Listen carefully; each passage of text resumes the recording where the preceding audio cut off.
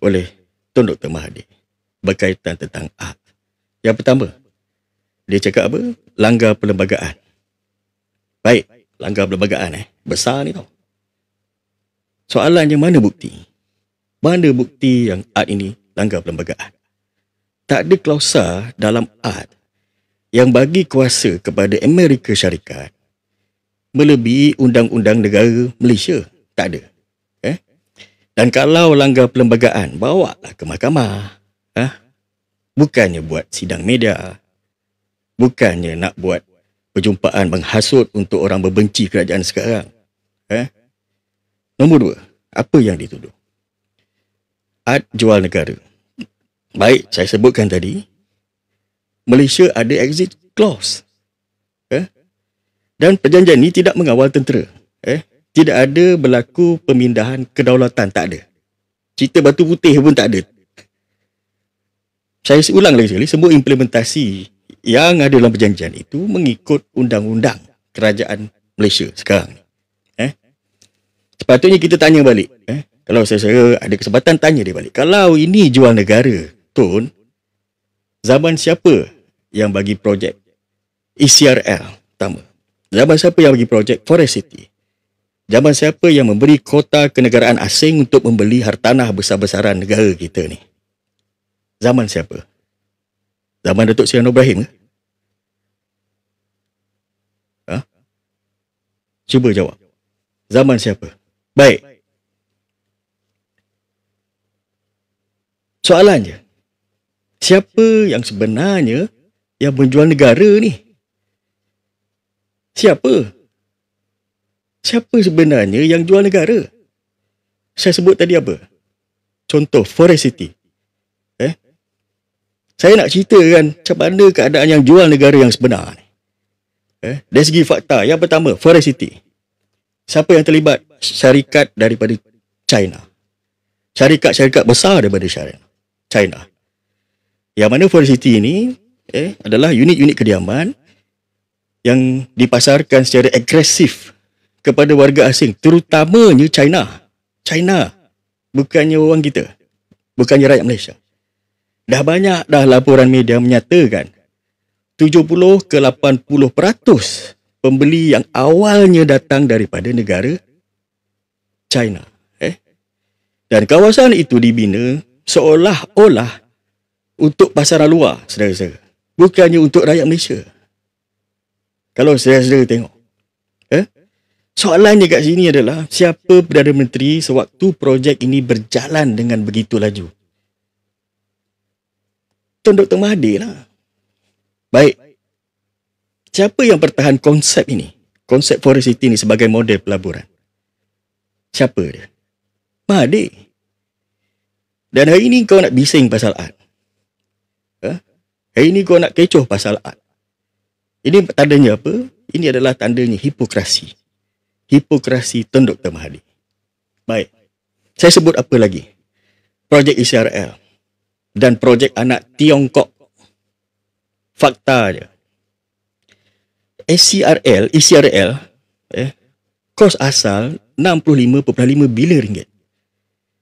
Dan kontraktor dia daripada China, iaitu China Communications Construction Company. Itulah yang dikenali sebagai CCCC.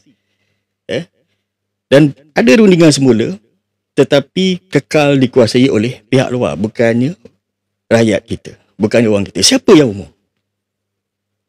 Siapa yang luluskan? Dan siapa yang benarkan rundingan? Ini bukan rundingan kecil, tetapi melibatkan angka yang berbilion-bilion ringgit. Dah tentulah jawapannya bukan Anwar Ibrahim, bukan Datuk Seri Anwar, tapi orang tu adalah Tun Dr. Mahathir. Baik. Kemudian apa lagi? Okey, saya nak sebut pasal Proton. Merupakan syarikat yang sebagai simbol industri kereta negara, yang mana telah terjual pun. Tahun 2017, Proton telah menjual 49% share kepada Geely. Syarikat itu daripada mana? China. Dan Tun Dr. Mahathir sendiri mengaku kecewa. Tetapi ia berlaku selepas dasar industri selama puluh-puluh tahun gagal bersaing kerana salah urus. Salah urus Proton tu. Zaman siapa? Zaman Mahathir lah. Soalannya adalah, siapa urus industri automotif Proton itu selama 22 tahun? Datuk Seri Anwar Ibrahim ke? Cuba jawab. Cuba komen. Siapa yang urus? Mahathir. Tun Dr. Mahathir. Kemudian saya nak bagi tahu tentang Pewajar Steel. Siapa ingat Pewajar Steel? Rugi berapa? RM10 bilion. Ini bukan fitnah. Ini rekod rasmi berkaitan tentang Pewajar Steel. Pewajar Steel ni ditubuhkan untuk menjadi syarikat keluli, syarikat besi nasional. Dan akhirnya Pewajar Steel ini menjadi skandal kewangan yang sangat besar. Rugi hampir 10 bilion. Dia siasat berulang-ulang kali. Dikaitkan dalam siasatan itu dengan salah tadbir, salah urus. Tetapi keputusan politik ini yang menyelamatkan pada era Tun Dr. Mahathir. Siapa Perdana Menteri waktu tu? Siapa? Mahathir. Kalau rugi 10 bilion ini bukan jual negara. So apa maksudnya? 10 bilion ni rugi. Apa maksudnya? Saudara-saudara, itu belum cerita lah berkenaan tentang MAS, Malaysia Airlines, yang pernah bankrupt 4 kali, saudara-saudara, di waktu era pemerintahan Tun Dr. Mahathir. MAS diswastakan kepada kroni, cara BMF lah. Dibeli balik, guna duit siapa? Duit rakyat. Rugi, bail out. Lepas tu, syarikat tu swasta. Bail out lagi, rugi lagi. Bail out lagi, rugi lagi 4 kali. Siapa yang cipta bulatan setan ini? Mahathir. Itu belum lagi cerita berkenaan tentang konsesi tol. Cerita berkenaan tentang IPP yang merupakan satu alat untuk mengkayakan kroni. IPP ni diberi keuntungan yang dijamin. Contoh TNB. TNB wajib beli tenaga. Walaupun tak guna pun tenaga tu, harga tetap tinggi. Risiko pula siapa yang tanggung? Kerajaan. Pulangan return dijamin. Sebab apa tahu? Kontrak dia 20 ke 30 tahun. Soalannya, siapa yang cipta sistem ini? Mahathir. Akhirnya rakyat yang bayar bil mahal. Rakyat bayar tol mahal. Sampai ke hari ini. Dan malam ini, sekarang ini, Mahathir pula dah pandai cerita soal beban rakyat. Dah pandai pula nak main sentimen rakyat. Baik, apa lagi skandal yang Mahathir buat? Forex Bank Negara. Forex Bank Negara. Yang mana kita rugi puluh-puluh bilion. 10 bilion US dollar. Ataupun 40 bilion ringgit. Ini bukan rahsia. Kerugian Bank Negara sekitar 10 bilion US dollar. Bukan rahsia. Siasatan Parlimen dan juga laporan RCI telah mendedahkan kerugian yang sangat besar. Sekali lagi soalan dia, siapa Perdana Menteri waktu itu? Siapa? Tolong jawab. Tun Dr. Mahathir. Dan hari ini, dia nak tanya, Ad boleh rugikan negara? Kita dah rugilah. Kita dah rugi besar lah zaman dia. Dah rugi banyak lah. Puluh-puluh bilion lah kita rugi. Hari ni dia nak tanya pula Ad tu rugi. Baik.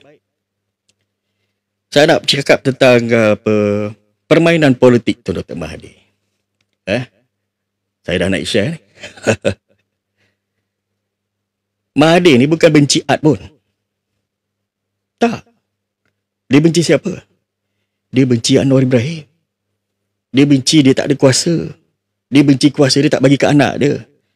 Dia benci naratif lama yang dia buat tu. Sebab apa tahu? Sebab dah tak laku. Dia tak marah pun perjanjian. Dia marah, sebab orang yang dia penjarakan dulu. Yang pertama, hari ini jadi Perdana Menteri. Ini bukan hal kedaulatan. Ini hal apa? Ini adalah ego Tun Dr. Mahathir. Saudara-saudara, dari psikologinya nak bercakap tentang Mahathir ni, mudah je.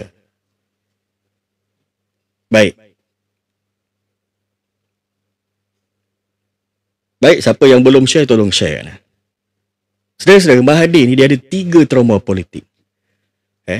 Yang pertama, dia takut waris dia, anak-anak dia dikuburkan. Itu yang pertama.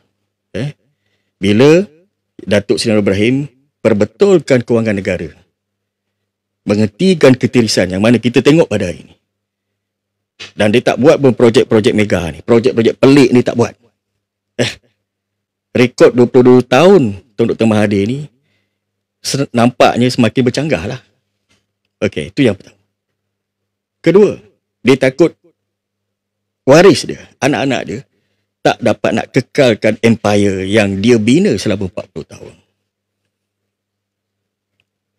Biasalah bila kuasa hilang, maka rangkaian ekonomi pun goyang.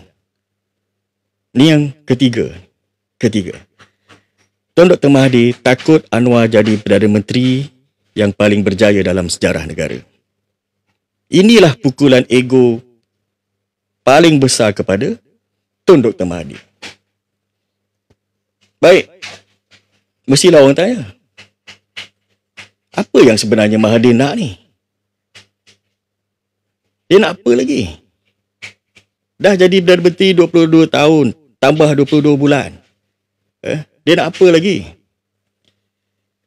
Saya nak beritahu kat sini lah, Mahathir bukan nak selamatkan orang Melayu pun. Tak ada, dia tak selamatkan orang Melayu. Kalau dia nak selamatkan orang Melayu, soalannya kenapa selepas 22 tahun orang Melayu ni masih miskin? Kenapa? Dan Mahathir bukan nak selamatkan negara pun. Bukan. Kalau dia nak selamatkan negara, kenapa projek rugi puluh bilion berlaku sewaktu di bawah pentadbiran dia? Apa yang dia nak sebenarnya? Apa yang dia nak? Pertama, pengaruh politik. Dia nak kekal relevan. Dia nak ada platform untuk ada dalam permainan dalam politik ini. Saudara-saudara, itulah sebenarnya jawapan apa yang dia nak. Dan benda ni kita boleh nampak, dia asyik mengulas kononnya orang tu tak bagus lah, ni tak bagus, hanya dia saja yang bagus. Dan kenapa Datuk Seri Ibrahim ni banyak diserang? Baik, saya nak beritahu kat sini bahawa Anwar Ibrahim diserang ni sebab dia bawa 3 ancaman besar kepada golongan elitis lama. Yang pertama, ketelusan. Bila khususnya projek ataupun tender-tender kerajaan ni dibuka semula, kroni lama tu hilang dah. Tak dapat dah job. Kedua, reformasi kewangan. Bila subsidi ni kita selaraskan, maka lubang-lubang ketirisan yang bocor yang melibatkan kroni pun ditutup. Ketiga, saya nak bercakap tentang integriti. Bila rasuah diperangi, maka rangkaian network lama dia tak boleh nak survive. Ini yang mana Datuk Seri Ibrahim buat. Itulah sebabnya kenapa di sebelah sana pentaksub penyokong Tun Dr. Mahathir ni menyerang tanpa henti. Bukan sebab art. Art ini hanya cuma satu alasan saja. Bukannya sebab art ini seperti mana saya sebutkan tadi, tak ada. Bukti, pewajar tadi. Kerugian berskala berapa banyak? 10 bilion. Perwajar steel tau, bukan kilang kecil. Ini kilang besar ni. Simbol industri negara waktu tu. Kononnya nak jadikan Malaysia ni sebagai pengeluar besi di Asia Tenggara ni. Tapi apa yang berlaku? Apa yang berlaku? Baik, saya nak bagi tahu kat sini. Sejarah projek ini bermula pada awal 1980-an ketika beliau menjadi Perdana Menteri, Tun Dr. Mahathir. Kos awal 1.2 bilion. Kos awal. Kos akhir lebih 10 bilion. Dan kes kerugian ini disiasat oleh PAC. Ada laporan khas dan ada audit khas. punca, saya nak bagi tahu di sini, kalau saya nak rakam, punca adalah keputusan politik yang salah urus dan campur tangan luar biasa daripada pihak tertentu. Saya tak peduli. Kalau disebut hari ni Anwar tanda tangan AD, bermaksud Anwar jual negara, jadi apa nama projek 10 bilion yang gagal total tu tadi? Dan waktu tu siapa Perdana Menteri?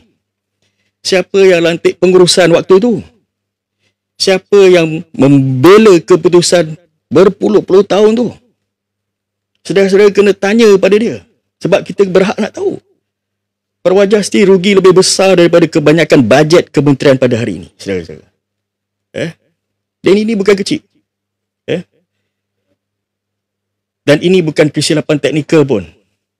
Tetapi ini adalah kerosakan dasar yang dibuat oleh Tun Dr. Mahathir. Dan paling kelakar lah, orang yang urus pewajah pada hari ini, yang paling kuat, dia nak menjerit orang lain jual negara. Ini yang paling kelakar. Siapa dia? Tun Dr. Mahathir. Bila rugi 10 bilion, itu bukan silap katanya. Tetapi saudara-saudara, itu merupakan jenayah ekonomi terhadap masa depan generasi kita akan datang. Dan sekarang ni kita masih rasa kesan. Baik. Saya sebutkan apa tadi? MAS yang bankrupt 4 kali, saudara-saudara. 4 kali bankrupt ni. Saya tak tipu, ni laporannya betul. Bayangkanlah sebuah syarikat penerbangan negara ni. Yang mana menjadi kebanggaan rakyat Malaysia. Saya pergi Sabah pun naik MAS lah. Menjadi ikon. MAS ni lambang Malaysia tau. Tetapi apa yang berlaku? 4 kali MAS jatuh. Dan apa lagi yang berlaku? 4 kalilah kerajaan kena tanggung, kena bail out. Dan 4 kali ini juga menggunakan duit rakyat.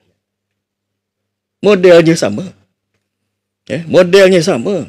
Apa modelnya? Swasta akan kepada kroni, rugi, kerajaan tanggung. Rugi, kerajaan tanggung. Lepas tu swasta akan semula, rugi lagi, kerajaan tanggung lagi. Lepas tu rugi lagi, kerajaan tanggung lagi. Dan hal ini, ataupun pola ini, bermula pada zaman siapa? Saudara-saudara, pada era Tun Dr. Mahathir. Saya nak bercakap kat sini. Saya baru semak fakta. Tahun 1984, Tajudin Ramli ambil alih MAS dengan overprice deal. MAS ditanggung hutangnya. So bila kroni, yalah, bila kroni ambil, maka kerajaan ambil semula. Siapa yang tanggung? Siapa yang tanggung kerugian itu? Kita semua. Mak ayah kita, atuk didik kita zaman tu yang tanggung. Dan kalaulah Anwar Ibrahim ni jual negara ni sebab AD, saya nak tanya lagi sekali, apa nama perbuatan bail out kroni guna duit rakyat berkali-kali ni? So apa maknanya? Apa maknanya? Saudara-saudara boleh tolong sharekan saya punya line ni. Saya tak ada masalah. Saya tak ada masalah kalau diorang ni datang sini. Kemudian projek apa? Skandal apa? Forex. Rugi berapa? 40 bilion. Saudara-saudara, ini antara bom nuklear sejarah Malaysia tau.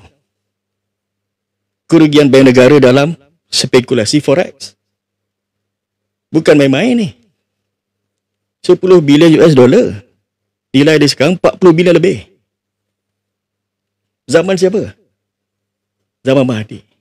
Duit siapa? Duit rakyat. Ia berlaku pada bila? Pada awal tahun 1990-an.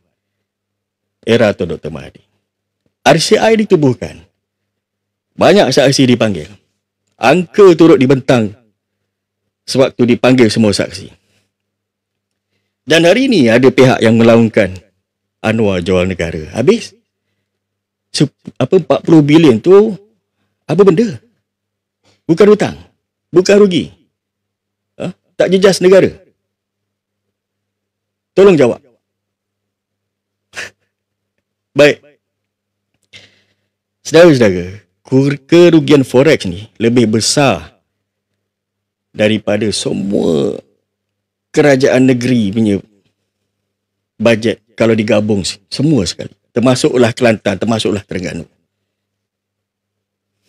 Kemudian apa lagi? Forest City. Okey. Forest City.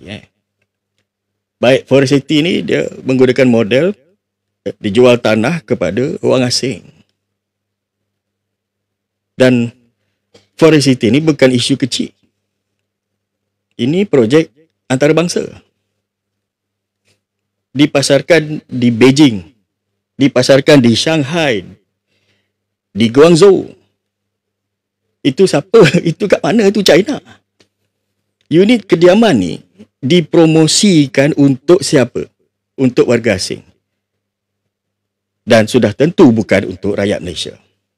Dari segi fakta, 70 ke 80% pembeli awal ni daripada China.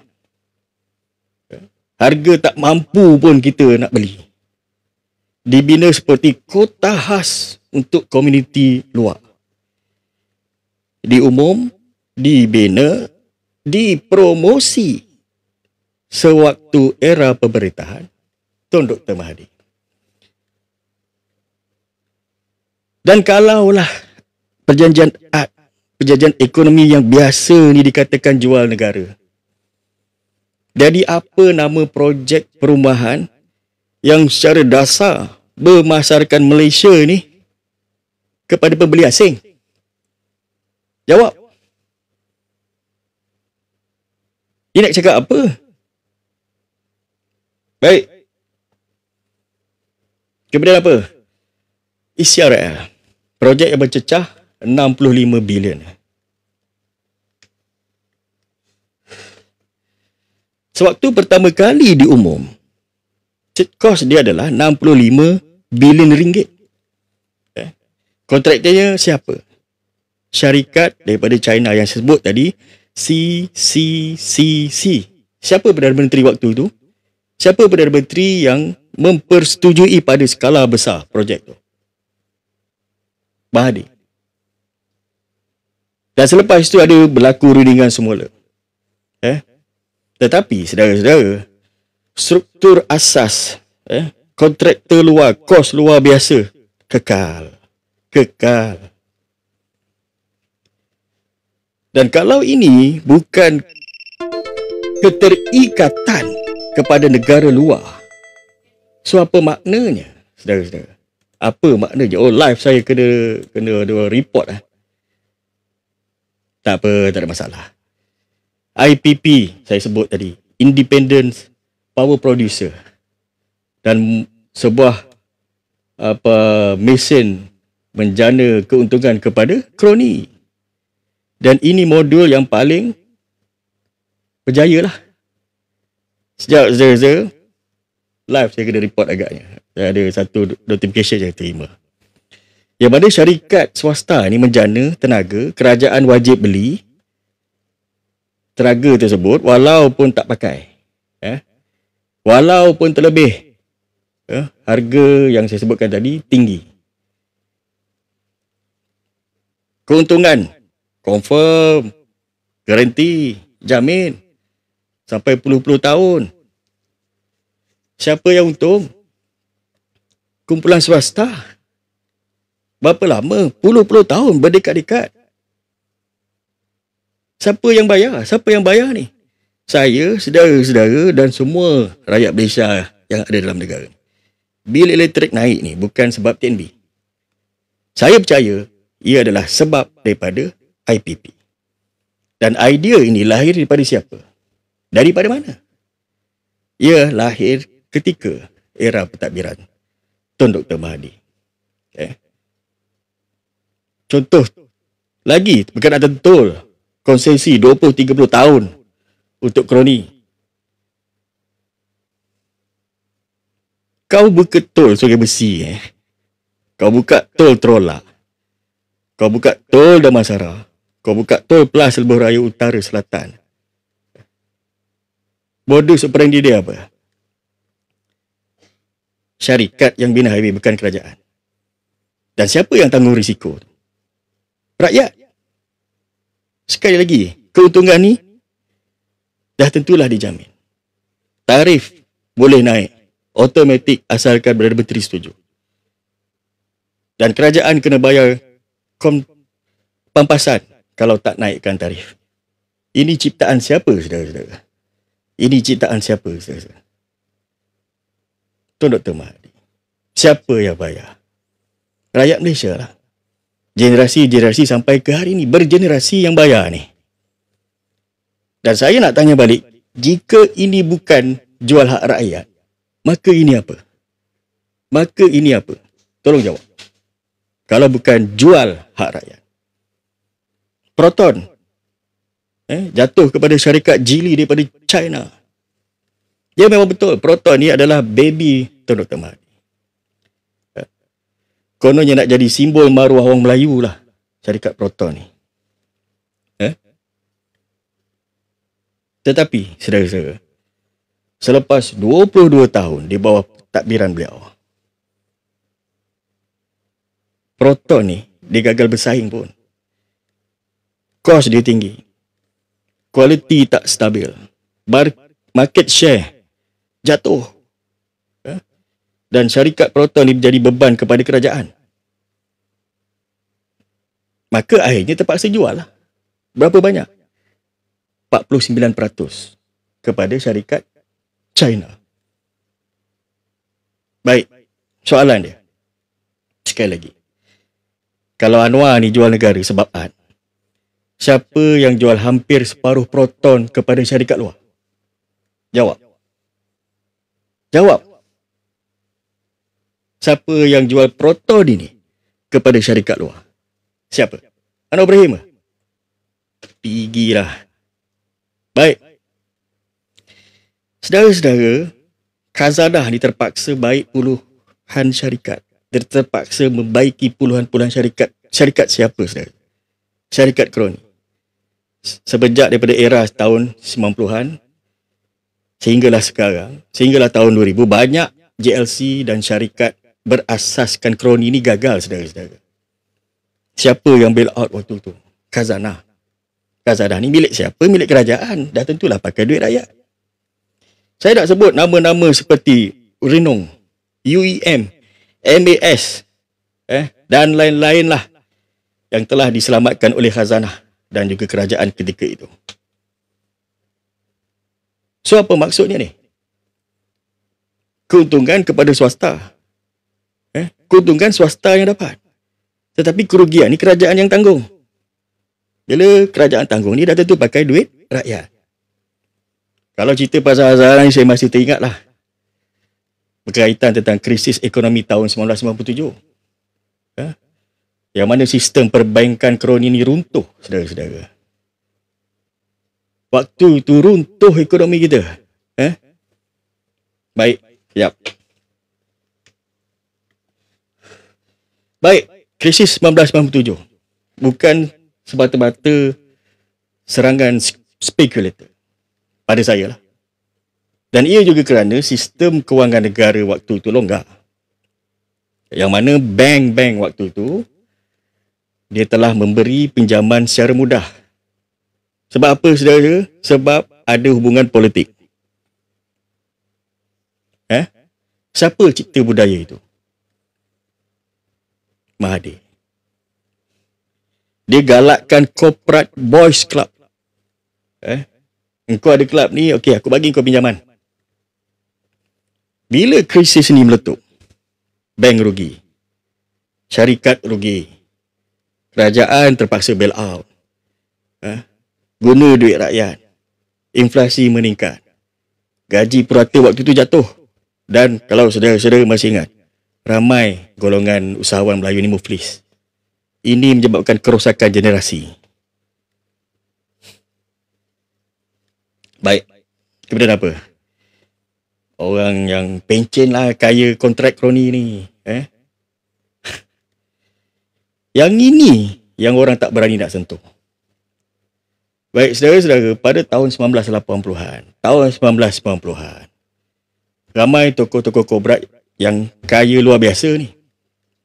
Bukan sebab mereka ni hebat berniaga. Bukan kerana apa.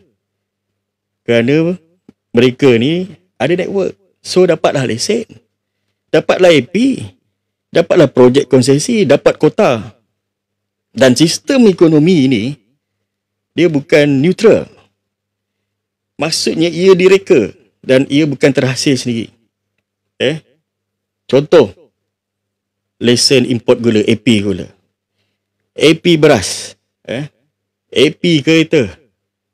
Pada waktu itu diberikan kepada individu-individu tertentu, asalkan kau orang aku, kau sokong aku. Dan keuntungan orang yang pegang AP ni mencecah ratusan juta setahun, tanpa perlu kerja keras lah. Dan yang pegang syarikat ni monopoli. Dia tak beri kepada orang lain. Rakyat bayar harga mahal waktu tu sebab pasaran ni tak terbuka. Itulah kenapa waktu tu harga ayam, harga komoditi dan sebagainya naik dan tak turun. Ini ekonomi untuk rakyat ke? Atau ini ekonomi untuk orang elit? Kalau Ahad ini dikatakan menjajah apa nama sistem konsesi dan AP yang telah melahirkan bilion-bilion ringgit kepada satu kelompok. Apa maksudnya? Apa namanya? Saudara-saudara. Baik. Apa yang berlaku waktu Tun Dr. Mahathir jadi Perdana Menteri? Kegagalan dasar penswastaan yang tidak terkawal. Saya pernah sebut waktu dalam live bersama dengan Salim Iskandar minggu lepas. Mahathir ni, dia memperkenalkan dasar penswastaan. Idea asal ni baguslah. Sebab apa? Sebab nak kurangkan beban kerajaan. Idea asal dia bagus. Nak kurangkan beban kerajaan. Tetapi dari segi pelaksanaan, dia ibarat sebuah pesta. Contoh, air diswastakan. Elektrik diswastakan. Apa lagi? Komen. Highway diswastakan. Belum lagi syarikat-syarikat strategik yang telah diberikan kepada kroni. Saudara, apa yang kesan dia? Apa yang terjadi? TNB, aku dah sebut. Rakyat yang kena bayar setiap tahun ni tanpa gagal. Kerajaan pula kena bail out bila gagal. Dan keuntungan ni, siapa yang dapat? Swasta lah. Kroni. Dan kerugian ni pula diserap pada kerajaan. Maaflah, saya buka kelas ekonomi sikit. Dan perswastaan ni boleh berjaya sebenarnya. Kalau profesional. Tetapi bila ia berkrodisme, bermaharajalela, maka hasilnya rakyat dia jadi mesin ATM lah. Saya nak sebut kat sini. Pada saya, penswastaan ni bukan masalah. Yang menjadi masalah ialah penswastaan untuk kroni. Itu masalah. Betul lah, penswastaan ni nak kurangkan beban kerajaan. Tak ada masalah. Masalahnya kau bagi kroni. Itu masalah. Baik, saya sebut apa lagi tadi? Saya sempat sentuh skandal BMF. Bumi Putra Malaysia Finance. Ini adalah punca ataupun ibu kerosakan pada tahun 1980-an. Ini skandal ni saya rasa ramai yang anak-anak muda ni yang dalam live ni tak tahu. Dia kena baca sikit. BMF ni rugi berapa banyak? 2.5 bilion. Bukan di sini tau, di Hong Kong. Pada tahun 1980-an. Pegawai yang audit BMF, namanya Jalil Ibrahim. Apa yang berlaku kat atas dia? Mati dibunuh. Dan kes ini misteri sampailah sekarang. Anak Melayu ni yang arif pasal bank mati dibunuh. Apa sebab kerugian? Saudara-saudara. Sebab pinjaman kepada syarikat kroni. Kurang kawalan. Ada tekanan politik. Dan ketirisan yang berlaku ni secara sistemik. Dan skandal ini berlaku pada zaman bila? Saya tak takut lah. Sekarang ni saya nak cakap pasal Mahathir. Waktu tu Tun Dr. Mahathir baru je jadi Perdana Menteri. Ini bukan fitnah, saudara. Ini adalah sejarah kewangan negara. Berkenaan tentang Jalil tu tadi, saudara boleh Google ataupun ChatGPT. Ada sejarah pasal dia. Ada cerita pasal dia. Kemudian, apa yang berlaku lagi? Eh, Penyusutan ringgit daripada RM2.60 kepada sekitar RM4 lebih, RM4.7, RM4.6, RM4.50.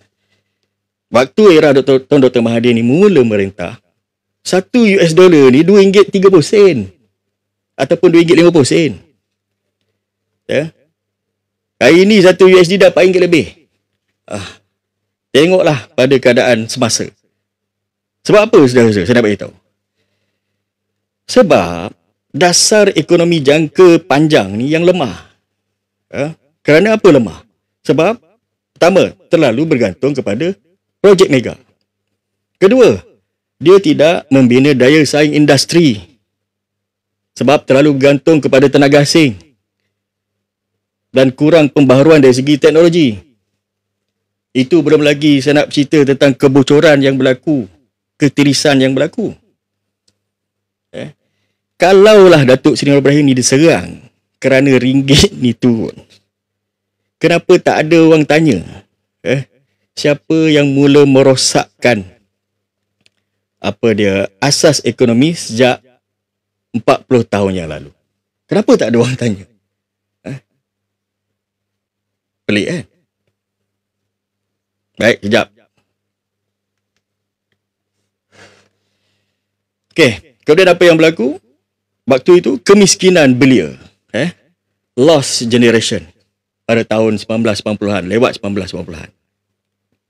Baik, krisis ekonomi yang berlaku pada tahun 1997, maafkan saya. Dia bukan tinggalkan kesan ni setahun dua. Tetapi kesan dia jaga masa panjang dan merosakkan generasi muda yang mana kita sekarang ni, dulu generasi muda lah. Sekarang ni kita jadi beliau. Gaji jatuh. Apa lagi? Kadar pengangguran naik. Apa lagi? Hutang isi rumah meningkat. Modal untuk perusahaan kecil ni hilang. Bagi kat kroni. Peluang pekerjaan pun ciput. Dan waktu itu ramai peniaga-peniaga ni muflis. Saya sebut ni, semuanya ni berkait dengan dasar masa yang waktu itu terlalu yakin dengan kroni-kroni korporat keparat ni tanpa kawalan risiko, saudara-saudara. Dan ini bukan kisah politik, saya tak cerita politik. Yang komen tu, saya tak cerita politik.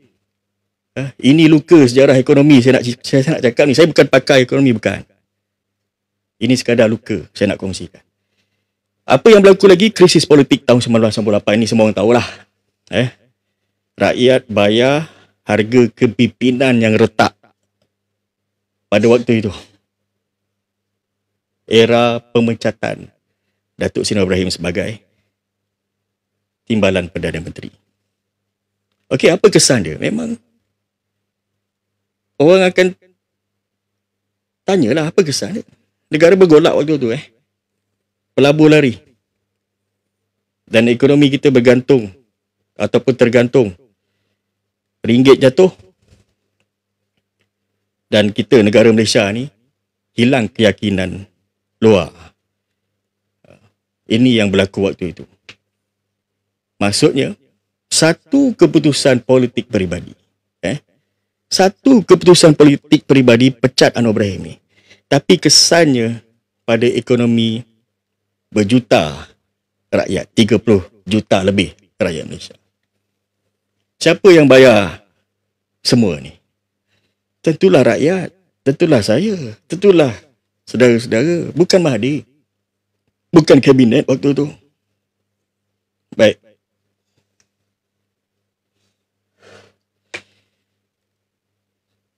Berkaitan tentang penggubalan akta akhbar dan media yang sangat ketat. Era rejim Mahathir. Zaman Mahathir.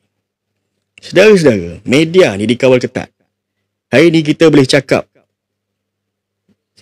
Bercakap mewakili suara rakyat. Sebab ada akta mesin cetak dan penerbitan. Lesen ditarik pada bila-bila masa. Kenapa waktu itu Tuan Dr. Mahathir menganggap perkara ini penting? Sebab bila media tak bebas, salah urus tak terdedah. Skandal yang saya sebutkan tadi ni tak muncul, tak ada orang tahu. projek-projek gagal yang saya sebutkan tadi tak dipersoal pun. Dan percukaian kroni ni tak pernah dibahas. Itu sebab rakyat kita ni tak tahu pun cerita ni. Memang ada saya baca komen ni cerita lama, cerita sekarang. Ni aku nak cerita lama dulu baru aku nak cerita sekarang. Bila rakyat tak tahu, kerosakan ni boleh berleluasa selama berdekat-dekat. Bukannya setahun dua. Dia ambil masa yang sangat panjang. Baik, apa lagi? Kegagalan menaikkan gaji rakyat pada waktu itu. Selama 22 tahun Tun Dr. Mahathir jadi Perdana Menteri, gaji rakyat tak naik. Ramai orang tak perasan cerita ni. Memang cerita lama. So what? Zaman Tun Dr. Mahathir memerintah selama 22 tahun, gaji rakyat Malaysia ni hanya naik perlahan. Saya pernah ulas dalam live Salim Iskandar. Dari segi fakta mudahnya, gaji minima ni tak pernah wujud pada ketika itu. Pada era Tun Dr. Mahathir. Dan apa kesannya? Kos sara hidup naik. Gaji statik. Anak-anak muda tak mampu nak beli rumah. Khususnya orang Melayu. Ekonomi jadi slow. Apa lagi? Baik. Kalau beliau, Tun Dr. Mahathir ni, seorang yang visioner, kenapa gaji pekerja Malaysia ni, rakyat Malaysia ni, tertinggal hampir 2 dekad berbanding Korea Selatan waktu itu, saudara-saudara? Memang cerita lama lah. Ni aku nak buka. Kenapa? Itu belum lagi saya nak cerita tentang AUKU, Akta Universiti, dan juga kawalan minda anak-anak muda waktu itu. Saya pernah masuk universiti, saya tahu AUKU ni. Macam mana ketat kerasnya saya tahu. Di bawah pentadbiran Mahathir. AUKU ni diperketat. Mahasiswa tak boleh hadir ceramah. Tak boleh langsung nak kritik kerajaan, tak boleh. Apatah lagi nak sertai politik, lagi tak boleh. Siapa yang ingkar, kena AUKU, kena buang, kena gantung. Sebab apa, saudara? Sebab generasi muda waktu itu yang paling nampak, yang paling cepat nampak atau perasan berkenaan tentang penindasan. Dan bila mahasiswa ni dibisukan, siapa yang tinggal untuk melawan projek kroni ni? Tak ada. Tak ada.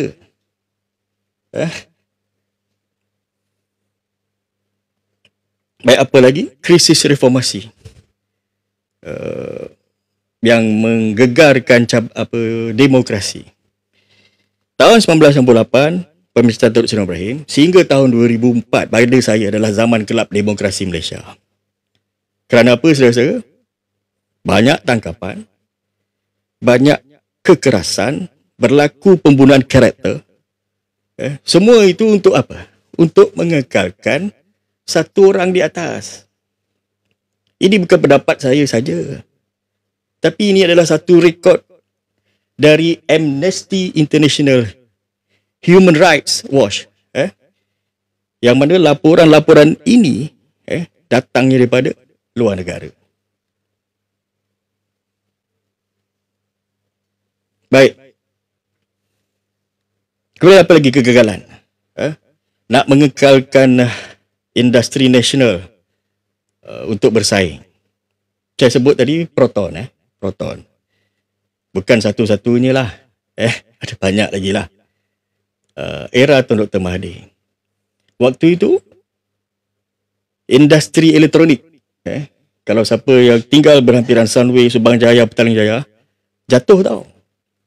Industri pembuatan berat tak berkembang, di statik. Industri maritim tenggelam.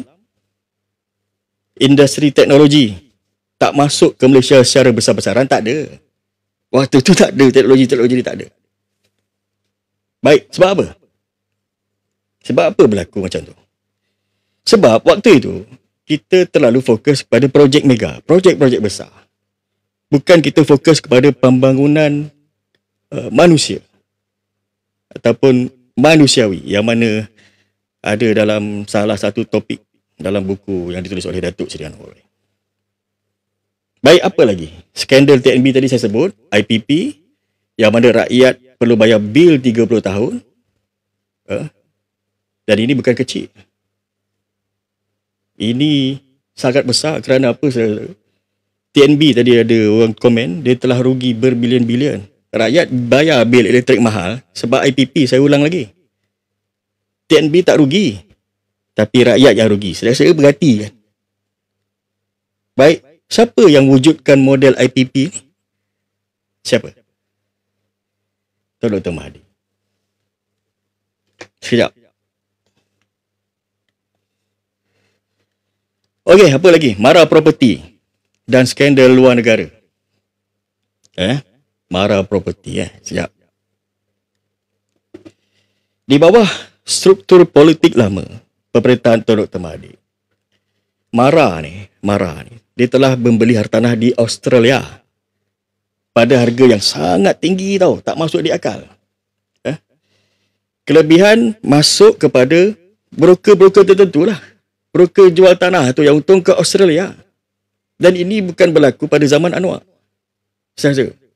Ini berlaku di zaman pemerintahan yang paling lama mewarisi sistem ini. Siapa? Tuan Dr. Mahathir.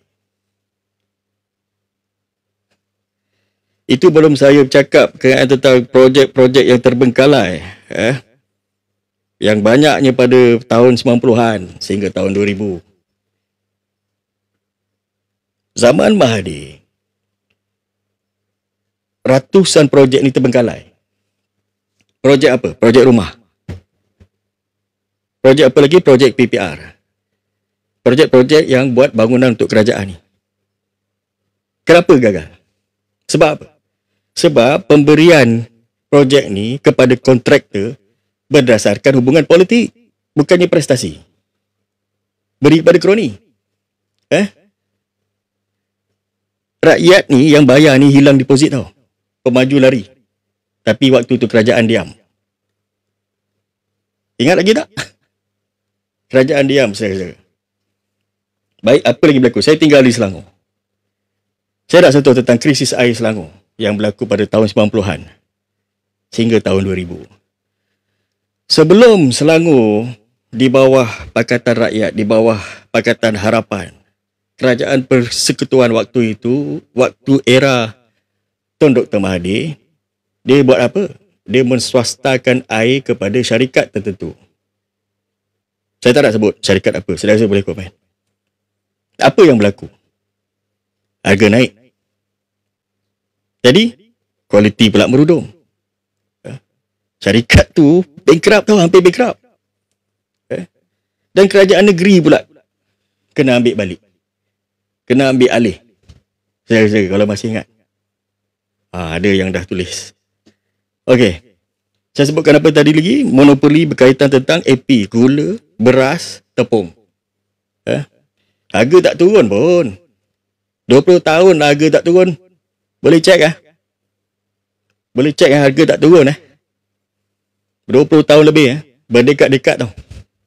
Barang-barang asas ni dipegang oleh syarikat tertentu. Syarikat kroni, pemegang AP. Tak ada saingan. Tapi harga kekal tinggi. Saudara-saudara, ini bukan masalah Anwar Ibrahim lah. Ini masalah sistem legasi yang berpuluh-puluh tahun. 30-40 tahun. Itu saya belum cerita lagi berkaitan tentang AP yang melibatkan AP kereta. Rakyat waktu tu bayar kereta mahal tau. Dan bukannya mahal di Malaysia aja, mahal di Asia. Ini kenyataan. Malaysia ni negara yang keretanya antara yang paling mahal di rantau Asia. Kenapa saudara-saudara? Sebab AP. Itu je. Untuk apa AP diwujudkan? Siapa yang wujudkan? Mahathir. Siapa yang kaya? Hanya beberapa manusia je yang kaya sebab dia ada AP. So rakyat terpaksalah bayar loan kereta 7 tahun, 9 tahun. Tak habis bayar kereta pun dah reput. Saya lalu highway tadi sepanjang balik. Lalu MRR2. Saya teringat pula skandal MRR2. MRR2 ni retak ni. Pernah berlaku tau. Projek ratus-ratus juta. Struktur MRR2 ni terpaksa dibaiki ni banyak kali lah. Banyak kali lah, bukan sekali lah. Siapa yang rugi? Rakyat lah. Kerajaan lah yang rugi. Tetapi pemilik projek tu tak dihukum sampai sekarang. Sampai sekarang ni. Baik. Ingat lagi projek angkasa? Projek angkasa. Saya rasa itu gimmick je. Bukan industri pun. Kita masih ingat Malaysia ni pernah menghantar angkasawan. Bangga ni. Semua makcik-makcik dia bercakap ni. Bangga satu Malaysia. Apa yang kita dapat? Habis macam tu. Tak ada industri satelit. Tak ada industri aerospace. Dan semuanya kosmetik. Saudara-saudara. Dan ini bukan pembangunan. Ini semua kita kena tipu. Itu belum lagi berkaitan tentang projek airport yang menjadi projek Gurkha. Rancangan nak buat lapangan terbang airport kedua di mana tahu? Di Labu Negeri Sembilan. Saya sudah pergi Google. Dia projek pelik lah. Waktu tu apa yang berlaku? Asia marah. MHB protes. Dan akhirnya batal lah. Ini saya nak beritahu ni keputusan ikut suka, ikut kroni. Keputusan yang tidak memikirkan kesan kepada ekonomi. Itu belum lagi saya nak cakap tentang skandal berkaitan tentang Navy, berkaitan tentang kapal yang tak siap. Ini penting saudara-saudara. Kerajaan zaman itu, Tun Dr. Mahathir ini diberi kontrak kepada siapa? PSC Naval Dockyard. Projek kapal OPV. Berapa jumlah dia? Bilion-bilion ringgit. Jadi apa jadi pada projek tersebut? Kapal tak siap. Kos melambung. Syarikat ni huru-hara lah. Tentera laut ni rugi dari segi kekuatan.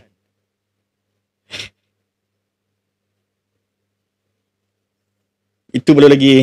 Sebut best. Dan ini maksudnya, ini bukan salah orang lain lah. Ini salah era Mahathir. Berpuluh-puluh bilion, saudara-saudara. Berpuluh-puluh bilion. Dapat kapal dah lemau. Okey. Saya nak cakap tentang institusi agama yang dipolitikkan untuk kuasa. Pada tahun 80-an hinggalah tahun awal 2000 ni. Saya menyaksikan satu